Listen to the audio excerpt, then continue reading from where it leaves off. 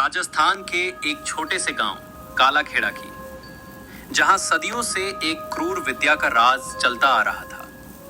गांव के बाहर एक खंडहर किला था, जिसके बारे में कहा जाता था कि वहां एक प्राचीन चुड़ैल भैरवी का वास था, जो पुनर्जन्म के द्वारा अपनी शक्ति बढ़ाती थी। जो भी उसके जाल में फंसता, उसका जीवन उस चुड़ैल की काली शक्तियों का हिस्सा बन जाता। राज दिल्ली का एक युवा और एक ऐसा हिस्टोरियन जो इतिहास की गहराई को जानना चाहता था, कालाखेड़ा गांव पहुंचता है। उसका मकसद गांव के उस खंडहर किले के रहस्यों को उजागर करना है, जिसके बारे में उसने कई पुरानी कहानियां सुनी थी। गांव वाले उसे किले के पास जाने से रोकते हैं, लेकिन राज उनकी चेतावनियों को महज अंधविश्वास मानकर अनसुना कर देता है। जैसे ही राज किले के अंदर घुसता है, एक अजीब सी शांति और खामोशी उसे घेर लेती है। हवा में एक ठंडी सड़ी हुई गंध है।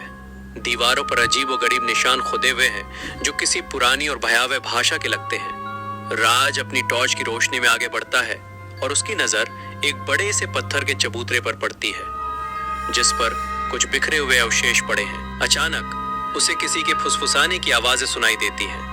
ये आवाजें किसी स्त्री की लगती हैं, लेकिन उनमें एक भयानक चीख छिपी है।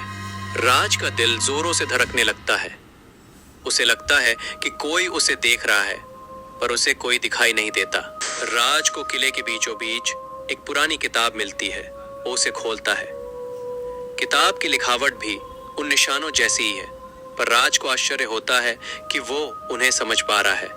किताब में पुनर्जन्म से जुड़ी एक भयानक विद्या का वर्णन है, जिसमें एक आत्मा जो अंधेरे में समा चुका है, वो दूसरों की कुर्बानी देकर बार बार जिंदा हो सकता है और हर बार पहले से ज्यादा ताकतवर बनता जाता है। किताब में एक विशेष अनुष्ठान का जिक्र है, जो पूर्णिमा की रात को किया जाना है।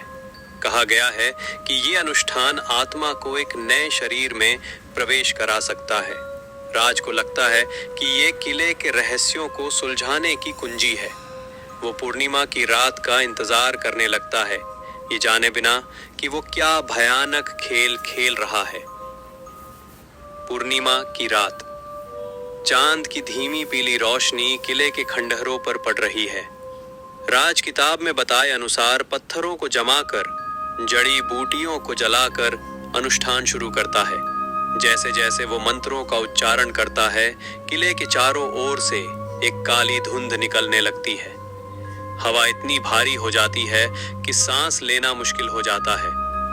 अचानक राज को लगता है जैसे उसके अंदर कोई और घुस रहा है। एक भयानक ठंडक उसकी नसों में दौड़ जाती है। उसे अपने शरीर पर अपना नियंत्रण खोता महसूस होता है। उसकी अपनी ही आवाज उसके कानों में गूंजती है, अब मैं फिर से जीऊंगी। राज की आंखों के सामने अंधेरा छा जाता है। जब वो होश में आता है तो वो उसी किले में है, पर अब वो खुद को महसूस कर सकता है, पर उसकी अपनी चेतना नहीं है। वो देखता है कि उसका शरीर वही है, पर उसकी आंखों में वो कालापन है जो उसने किताब में देखा था। वो जानता है कि वो अब भैरवी है, जिसने उसके शरीर को अपने पुनर्जन्म के लिए इस्तेमाल किया है। मैं अब एक कैदी बन गया है, जो उस भयानक चुड़ैल के अंदर चीख रहा है। वो अपने हाथों को देखता है, जो अब उसकी आज्ञा का पालन नहीं कर रहे हैं, बल्कि किसी और के इरादों को पूरा कर रहे हैं। भैरवी राज के शरीर में अपने पुनर्जन्म का जश्न मनाती है। उसका लक्ष्य अब और भी स्पष्ट है, गांव वालों को अपने वश में करना और अपने भयानक पुनर्जन्म चक्र को जारी रखना। वो किले से बाहर निकलती है और गांव वालों को अपने वश में करने लगती है। जो भी उसके रास्ते में आता है, भैरवी उसे अपनी काली शक्ति से अपने नियंत्रण में ले लेती है। उसे अपने अनुष्ठानों के लिए तैयार करती है। राज, जो अब उसके अंदर एक कैदी है, ये सब देखकर कांपता है। वो कोशिश करता है कि कोई तरह से इस भयानक चुड़ैल को रोके, पर उसकी आवाज उस काली शक्ति के सामने दब जाती है। गांव वाले जो कभी डरे हुए थे, अब बिना किसी भाव के भैरवी की आज्ञाओं का पालन करने लगते हैं। उनका अपना कोई विचार नहीं रहता। बस भैरवी की इच्छा पूरी होती है। कई हफ्तों बाद राज के कुछ दोस्त जो उसे खोजने आए थे काला खेड़ा पहुंचते हैं। वे राज को गांव में घूमते हुए देखते हैं, पर उसके व्यवहार में आए बदलाव से चौंक जाते हैं। राज की आंखें खाली है और वो अजीब तरह से बात कर रहा है। जब वे उसे किले के पास ले जाते हैं तो असली राज की आत्मा, जो अभी भी भैरवी के अंदर फंसी हुई है, अपनी पूरी ताकत से चीखती है। वो अपने दोस्तों को उस भयानक सच्चाई का एहसास कराने की कोशिश करती है। मैं राज नहीं हूँ, ये भैरवी है, मुझे बचाओ, वो मुझे मार रही है। उसके दोस्त जो उसकी चीख और उसके अंदर छिपी उस भयानक ऊर्जा को महसूस करते हैं, डर जाते हैं। उन्हें समझ आ जाता है कि यहाँ कुछ बहुत गलत है।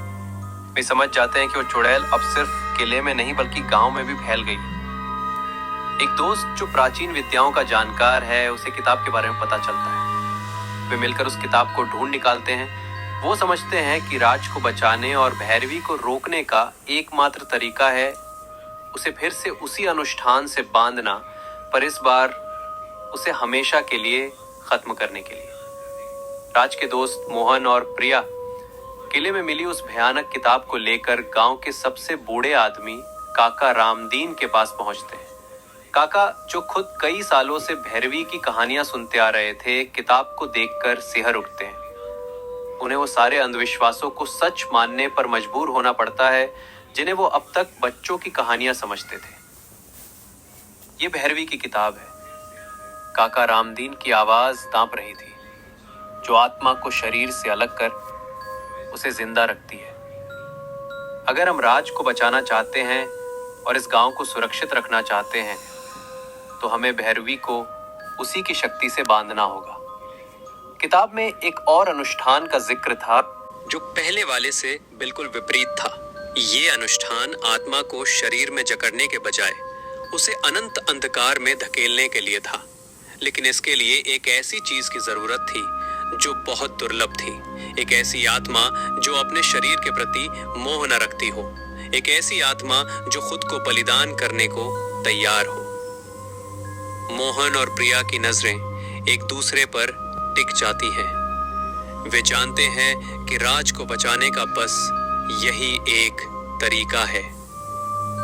लेकिन ये एक ऐसा बलिदान था जिसकी कल्पना भी भयानक थी।